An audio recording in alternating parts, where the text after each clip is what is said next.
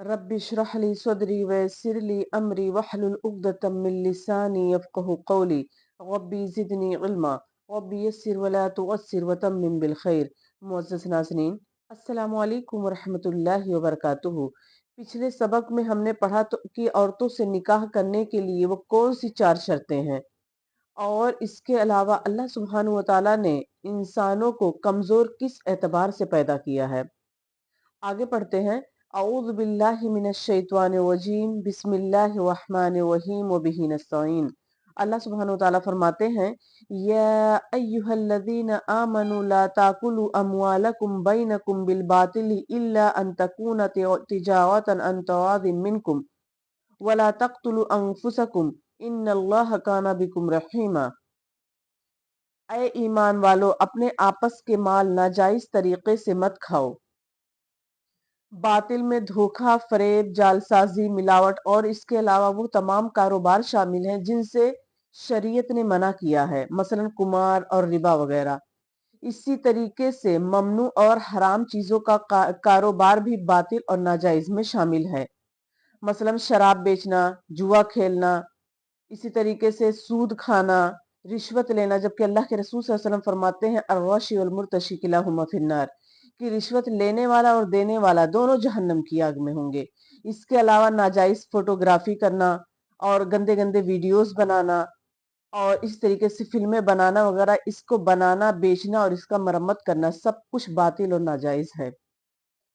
उसके अलावा मगर ये कि तुम्हारी आपस की रजामंदी से खरीदो फरोख्त हो। इसके लिए भी शर्त है कि लेन देन में हलाल चीजों का होना जरूरी है। अगर हम किसी से लेन देन कर रहे हैं तो उसमें हलाल अशिया शामिल हों, क्योंकि हराम अशिया का लेन देन बाहमी रजामंदी से भी नाजायज और बातिल ही होगा। इसी तरीके से रजामंदी में खयार मजलिस का भी मसला आता है, यानी जब तक एक दूसरे से जुदा ना हो फस करने का इख्तियार रहता है। यानी अगर किसी ने किसी से कोई माल खरीदा तो जब तक वो एक दूसरे से जुदा नहीं हो रहे हैं तब तक वो चाहे तो माल को रखे, चाहे तो उसको फस कर दे, उनको इख्तियार रहता है।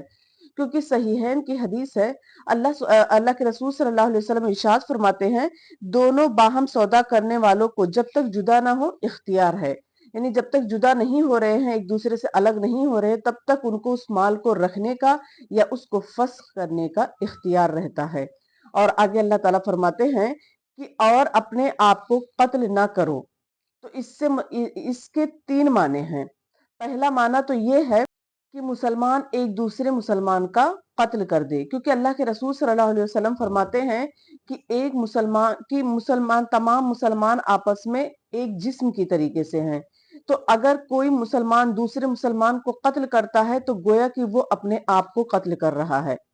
और इसका दूसरा माना यह है कि कोई ऐसा काम ना करो जिसके नतीजे में तुम हलाक हो जाओ।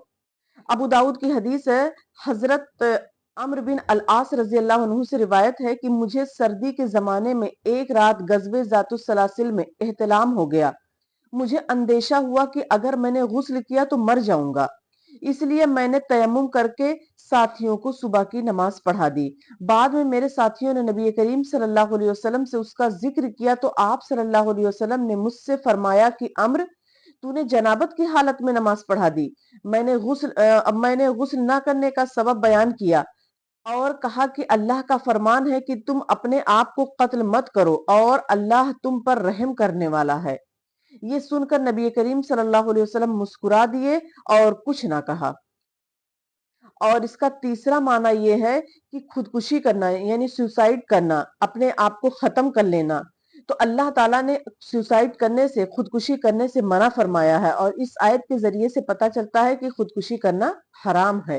यानी अपनी जान खुद नहीं ले सकते जब तक कि अल्लाह सुब्हानहू व तआला ना चाहे, क्योंकि हमें अपने जान पर भी इख्तियार नहीं है। यकीनन अल्लाह तुम पर मेहरबान है। वमन यफअल ज़ालिका उद्वाना व ज़ुल्मन फसौफ नुस्लीही नारन व काना ज़ालिका अलल्लाहि यसीरा। और जो शख्स ये यानी नाफरमानियां, सरकशी और जुल्म से करेगा तो अनकरीब हम उसको आग में दाखिल करेंगे, और ये अल्लाह पर आसान है। यानी जो शख्स मनहियात का इर्तिकाब करेगा, जानते बूझते हुए भी गलत काम करेगा اور اپنے گناہوں سے باز نہیں آئے گا، ظلم و تعدی سے کرے گا، تو ایسے شخص کے لیے اللہ سبحانہ و تعالیٰ نے فرمایا کہ میں اس کو آگ میں ڈالوں گا، یعنی میں اس کو جہنم میں جھونک دوں گا، اور یہ میرے لیے آسان ہے، یہ میرے لیے کوئی مشکل بات نہیں ہے، میں ایسا کر کے رہوں گا۔ آگے اللہ سبحانہ و تعالیٰ فرماتے ہیں ان تجتنبوا کبائر ما تنہون عنہ نکفر عنکم سیئاتکم وندخلکم مدخلا کریما۔ اگر تم ان بڑے گناہوں سے بچتے رہو گے جن سے تم کو منع کیا جاتا ہے، تو ہم تمہارے چھوٹے چھوٹے گناہ دور کر دیں گے اور تمہیں عزت اور بزرگی کی جگہ میں داخل کریں گے۔ گناہ کبیرہ کی تعریف کے سلسلے میں اختلاف ہے، یعنی کبیرہ گناہ کے تعریف کیا ہے اس کے سلسلے میں اختلاف ہے۔ بعض لوگوں کے نزدیک گناہ کبیرہ وہ ہے جس میں حد مقرر کر دی گئی ہو۔ بعض لوگ کہتے ہیں کہ گناہ کبیرہ وہ ہے جس میں قرآن اور حدیث میں سخت وعید اور لعنت آئی ہو، اور بعض لوگ کہتے ہیں کہ ہر وہ کام جس سے اللہ اور اس کے رسول نے بطور تحریم روکا ہو، اور حقیقت یہی ہے کہ ان میں سے کوئی ایک بات بھی کسی بھی گناہ میں پائی جائے تو وہ کبیرہ گناہ ہوتا ہے۔ احادیث میں مختلف کبیرہ گناہ بیان کیے گئے ہیں، اسی لیے بعض علماء نے ان تمام کبیرہ گناہوں کو جمع کر کے ایک کتاب بنائی ہے، اور اس میں سب سے اہم، سب سے عظیم کتاب ایک امام ذہبی رحمۃ اللہ علیہ کی بہت ہی مشہور کتاب الکبائر ہے، جس میں انہوں نے کبیرہ گناہوں کو جمع کیا ہے۔ تو اللہ تعالیٰ فرماتے ہیں کہ اگر کوئی شخص جو ہے، اگر وہ گناہ کبیرہ سے باز آ جاتا ہے، گناہ کبیرہ نہیں کرتا ہے، بڑے بڑے گناہ نہیں کرتا ہے، کیونکہ یاد رکھیے کہ گناہ کبیرہ جو ہے وہ صرف توبہ سے ہی معاف ہوتا ہے۔ تو اگر کوئی شخص گناہ کبیرہ سے باز آ جاتا ہے تو ہم اس کے چھوٹے چھوٹے گناہ یعنی گناہ صغیرہ جو ہیں ہم اسے معاف کر دیں گے اور اس کو عزت اور وقار والی زندگی عطا فرمائیں گے۔ یعنی اللہ کا وعدہ اپنے بندوں سے ہے کہ اے میرے بندو، اگر تم گناہ کبیرہ سے باز آ جاؤ گے تو ہم تمہارے چھوٹے گناہوں کو بھی معاف کر دیں گے، اور اس کے علاوہ تمہیں عزت اور بلندی والی زندگی عطا فرمائیں گے۔ اس کے بعد اللہ سبحانہ وتعالیٰ فرماتے ہیں وَلَا تَتَمَنَّوْا مَا فَضَّلَ اللَّهُ بِهِ بَعْضَكُمْ عَلَى بَعْضٍ لِلرِّجَالِ نَصِيبٌ مِّمَّا اكْتَسَبُوا وَلِلنِّسَاءِ نَصِيبٌ مِّمَّا اكْتَسَبْنَ وَاسْأَلُوا اللَّهَ مِن فَضْلِهِ إِنَّ اللَّهَ كَانَ بِكُلِّ شَيْءٍ عَلِيمًا۔ اس آیت کے شان نزول میں یہ بتلایا جاتا ہے کہ حضرت ام سلمہ رضی اللہ تعالی عنہا نے عرض کیا کہ مرد جہاد کرتے ہیں اور مرد جہاد میں حصہ لیتے ہیں اور شہادت پا جاتے ہیں، اور ہم عورتیں ان فضیلت کے کاموں سے محروم رہتے ہیں۔ اس کے علاوہ ہماری میراث بھی مردوں کا نصف ہے۔ تو یہ آیت نازل ہوئی جس میں اللہ سبحانہ وتعالیٰ کے فرمانے کا مطلب یہ ہے کہ مردوں کو اللہ تعالیٰ نے جو جسمانی طاقت اور قوت اپنی حکمت اور ارادہ کے مطابق عطا فرمائی ہے، اور جس کی بنیاد پر وہ جہاد بھی کرتے ہیں اور بیرونی کاموں میں حصہ بھی لیتے ہیں، تو یہ مردوں کے لیے اللہ سبحانہ وتعالیٰ کی طرف سے ایک خاص تحفہ ہے جو اللہ تعالیٰ نے انہیں عطا فرمائی ہے۔ یعنی یہ اللہ تعالیٰ کا تحفہ ہے مردوں کے لیے، اور اس کو دیکھتے ہوئے عورتوں کو مردانہ صلاحیتوں کے کام کرنے کی آرزو نہیں کرنی چاہیے، البتہ انہیں اللہ کی اطاعت اور نیکی کے کاموں میں بڑھ چڑھ کر حصہ لینا چاہیے، زیادہ سے زیادہ نیکی کے کام کرنے چاہیے۔ تو اس طریقے سے اللہ تعالیٰ فرماتے ہیں کہ عورتوں کے لیے ان کا حصہ ہے اور مردوں کے لیے ان کا حصہ ہے، یعنی جو عورتیں نیکی کے کاموں میں بڑھ چڑھ کر حصہ لیں گی اور اللہ اور اس کے رسول کی اطاعت کریں گی تو ان کو اس میں پورا بدلہ دیا جائے گا۔ ایسا نہیں کہ وہ عورت ہے تو ان کو کم دیا جائے گا، مردوں کو زیادہ دیا جائے گا، نہیں، بلکہ جو جیسا عمل کرے گا اس کو اسی کے ہی مطابق بدلہ دیا جائے گا۔ تو مردوں کو ان کا حصہ ہے اور عورتوں کے لیے ان کا حصہ، یعنی سب کو برابر حصہ دیا جائے گا، کیونکہ اللہ تعالیٰ کے میزان میں کمی بیشی نہیں ہوتی ہے، اور اللہ تعالیٰ جو ہے یہ نہیں دیکھتے کہ کون مرد ہے کون عورت ہے، بلکہ سب کو برابر حصہ دیتے ہیں۔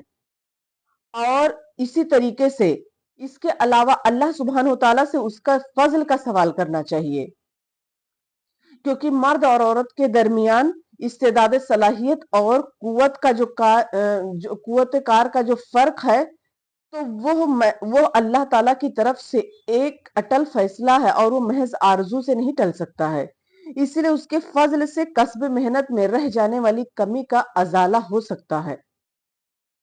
اور اس کے بعد اللہ سبحانہ وتعالیٰ فرماتے ہیں ان اللہ کان بکل شیء علیما، کہ بے شک اللہ تعالیٰ ہر چیز کو جاننے والا ہے۔ اللہ تعالیٰ کو ہر ایک چیز کا علم ہے، چاہے وہ ظاہر کر کے کیا جائے، چاہے وہ چھپ کر کیا جائے، چاہے وہ 7 کمروں کے اندر کیا جائے، چاہے وہ کھلم کھلا کیا جائے، اللہ تعالیٰ کو ہر چیز کا علم ہے۔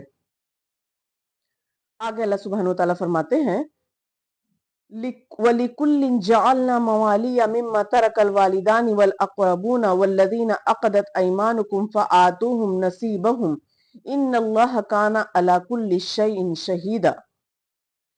ماں باپ یا قرابت دار جو چھوڑ کر مرے اس کے وارث ہم نے ہر شخص کے مقرر کر دیے ہیں۔ موالیہ مولا کی جمع ہے، اور اس کے بہت سارے معنی آتے ہیں۔ اس کے معنی دوست کے بھی آتے ہیں، پڑوسی کے بھی آتے ہیں، آزاد غلام کے بھی آتے ہیں، چچا زاد کے بھی آتے ہیں، لیکن یہاں پر جو ہے وہ ورثہ مراد ہیں۔ یعنی اگر کوئی مرد یا عورت اگر اپنا مال کچھ چھوڑ کر وہ دنیا سے چلا جائے تو اس کے وارث اس کے والدین اور قریبی رشتہ دار ہوں گے۔ اور اللہ تعالیٰ آگے فرماتے ہیں اور جن سے تم نے اپنے ہاتھوں معاہدہ کیا ہے انہیں ان کا حصہ دو، یقیناً اللہ ہر چیز پر حاضر ہے۔ اس آیت کے محکم ہونے یا غیر محکم ہونے کے سلسلے میں اختلاف ہے، یعنی یہ آیت منسوخ ہے یا غیر منسوخ ہے، اس کے سلسلے میں اختلاف ہے۔ تو علامہ جریر طبری رحمت اللہ علیہ کے نزدیک یہ آیت جو ہے وہ غیر منسوخ ہے، اور وہ ایمانکم یعنی معاہدے سے مراد وہ حلف اور معاہدہ لیتے ہیں جو ایک دوسرے کی مدد کے لیے اسلام سے پہلے 2 اشخاص یا 2 قبیلوں کے درمیان ہوا اور اسلام کے بعد بھی وہ چلا آ رہا تھا۔ اور نصیبہم یعنی حصے سے مراد وہی حلف اور معاہدے کی پابندی کے مطابق تعاون اور تناصر کا حصہ ہے۔ اس کے علاوہ علامہ ابن کثیر رحمت اللہ علیہ اور دوسرے مفسرین کے نزدیک یہ آیت منسوخ ہے، اور وہ ایمانکم سے ان کے نزدیک وہ معاہدہ ہے جو ہجرت کے بعد مہاجرین اور انصار کے درمیان اخوت کی صورت میں قائم کیا گیا تھا کہ مہاجر انصار